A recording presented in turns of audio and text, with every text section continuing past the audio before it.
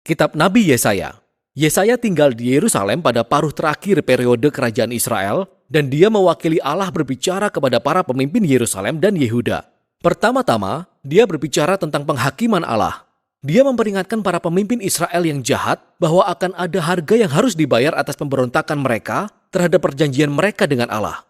Bahwa Allah akan memakai kerajaan-kerajaan besar yaitu Asyur, setelah itu Babel, untuk menghakimi Yerusalem jika mereka tetap menyembah berhala dan menindas orang miskin.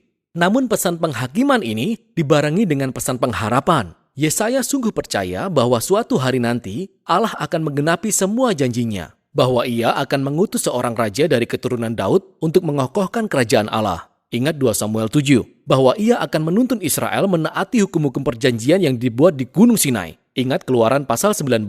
Dan semua ini terjadi supaya berkat dan keselamatan dari Allah akan mengalir ke segala bangsa seperti yang telah dijanjikan Allah kepada Abraham dalam Kejadian pasal 12.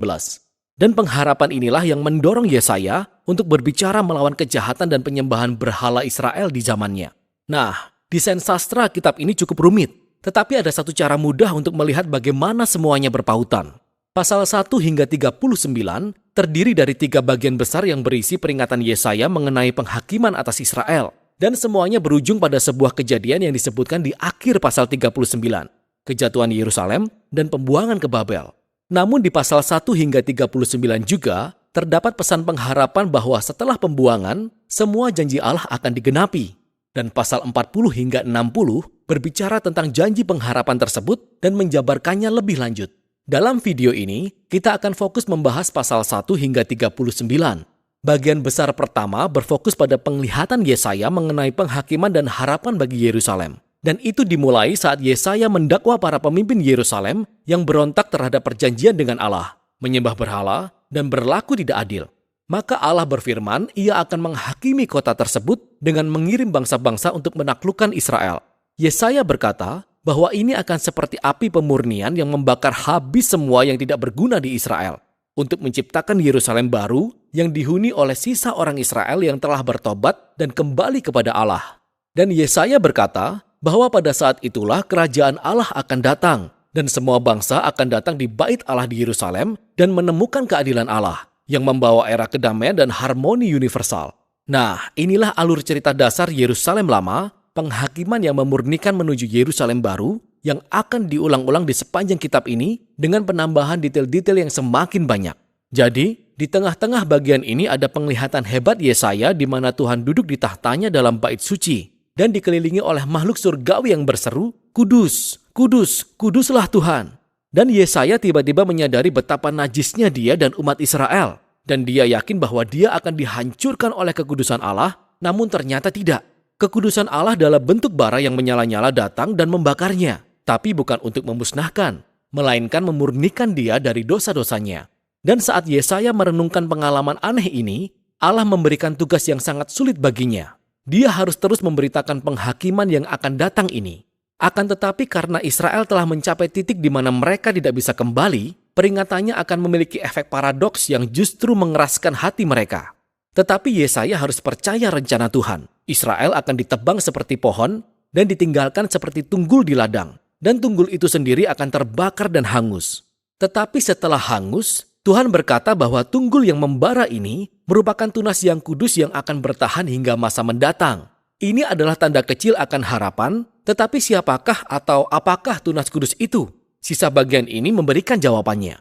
Yesaya menghadap Ahaz, keturunan Daud dan Raja Yerusalem, dan memberitakan kejatuhannya. Allah berfirman bahwa kerajaan Asyur yang pertama-tama akan menebang Israel dan menghancurkan negeri itu. Tetapi masih ada harapan. Karena janji Allah kepada Daud, setelah penghancuran ini ia akan mengutus raja baru bernama Immanuel, yang artinya Allah beserta kita. Dan kerajaan Immanuel akan membebaskan umat Allah dari kerajaan-kerajaan penindas yang kejam. Dan Yesaya menggambarkan raja ini seperti tunas kecil yang akan muncul dari tunggul lama keluarga Daud. Raja ini adalah tunas kudus yang dimaksud dalam pasal 6. Dan ia akan diberi kuasa oleh Roh Allah untuk memerintah atas Yerusalem baru dan membawa keadilan bagi orang miskin, dan semua bangsa akan mencari Raja Mesianik ini memohon tuntunan. Kerajaannya akan mengubahkan semua ciptaan dan membawa damai. Nah, setelah membaca pasal 1-12, kita memperoleh pemahaman yang cukup baik mengenai pesan penghakiman dan pengharapan Yesaya. Tapi kapankah ini akan terjadi? Yesaya melihat kerajaan lainnya bangkit setelah Asyur, yakni Babel yang juga akan menyerang Yerusalem dan memang berhasil menghancurkannya. Dan ini membawa kita ke bagian selanjutnya kitab ini. Jadi pertama-tama, kita mendapati sekumpulan puisi yang berbicara panjang lebar tentang penghakiman dan harapan Allah bagi bangsa-bangsa. Pertama-tama, kita melihat kejatuhan Babel dan bangsa-bangsa tetangga Israel. Yesaya dapat melihat bahwa kekuatan Asyur yang hebat suatu hari nanti akan digantikan oleh kerajaan Babel, bangsa yang bahkan lebih merusak dan sombong. Raja-raja Babel mengklaim bahwa mereka lebih tinggi dari semua allah lainnya dan karenanya Tuhan bersumpah untuk meruntuhkan Babel. Dan bukan hanya Babel, Yesaya juga menyebutkan tetangga-tetangga Israel yang juga memiliki kesombongan dan ketidakadilan yang sama dan memprediksikan kehancuran penghabisan mereka.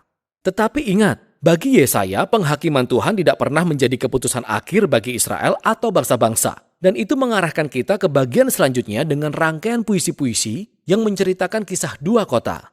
Ada sebuah kota yang angkuh yang meninggikan dirinya di atas Tuhan dan menjadi jahat dan tidak adil. Kota ini adalah model manusia pemberontak dan digambarkan dengan bahasa yang dipinjam dari uraian Yesaya di awal tentang Yerusalem dan Asyur dan Babel yang disatukan.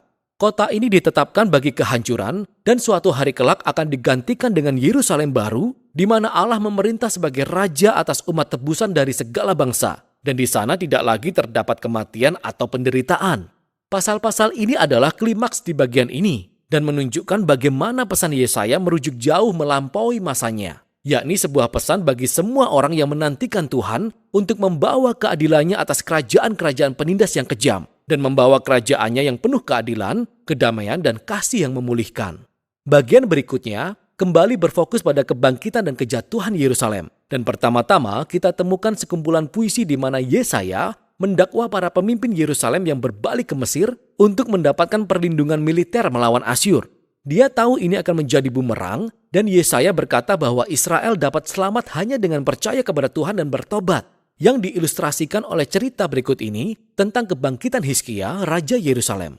Seperti yang diperkirakan Yesaya, tentara-tentara Asyur datang dan mencoba menyerang kota. Maka Hizkia merendahkan dirinya di hadapan Tuhan dan berdoa untuk pembebasan ilahi. Dan kota itu diselamatkan secara ajaib dalam satu malam. Namun kebangkitan Hizkia segera diikuti oleh kejatuhannya. Jadi dia menyambut utusan Babel dan coba mengesankan mereka dengan menunjukkan semua harta benda dan bait suci dan istana Yerusalem. Jelas ini merupakan sebuah usaha mengadakan aliansi politik lainnya untuk mendapatkan perlindungan.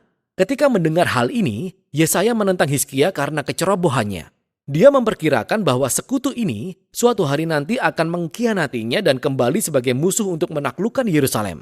Dan kita tahu dari 2 Raja-Raja pasal 24 dan 25 bahwa perkiraan ini benar. Lebih dari 100 tahun kemudian, Babel kembali ke Yerusalem, datang dan menghancurkan kota tersebut, bait sucinya, dan membawa orang Israel ke pembuangan di Babel. Jadi semua peringatan Yesaya tentang penghakiman ilahi dalam pasal 1 hingga 39 mengarah pada saat ini. Dia terbukti menjadi nabi sejati karena semua yang dikatakan terjadi. Tapi ingatlah, tujuan penghakiman Allah adalah untuk memurnikan Yerusalem dan membawa tunas yang kudus dan kerajaan mesianik atas segala bangsa. Dan harapan inilah yang digali pada bagian selanjutnya kitab ini. Tapi untuk saat ini, inilah Yesaya pasal 1 hingga 39.